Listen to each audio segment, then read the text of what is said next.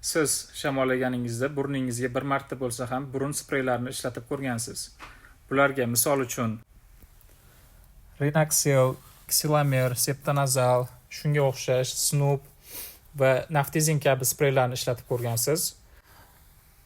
Bu spreylar sizga faqat burningizda qon tomirlarini toraytirib, yallig'lanishni kamaytirib, burningizda ochib beradi. Bu spreylarni 7 kundan ortiq ishlatish mumkin emas hisoblanadi. Undan ortiq ishlatish sizga burningizda o'rganib qolishga olib keladi va bu spreylarni ishlatmagan taqdiringizda burningiz bu spreylarsiz ochilmay qoladi. Ko'pincha davolovchi maqsadida mometazon va flutikazon sostavli mana shu spreylar ishlatiladi. Bu spreylar sizni burningizni ochib beradi. Lekin uzoq vaqt ishlatiladi. Ya'ni 5-6 undan ko'p ishlatilinadi.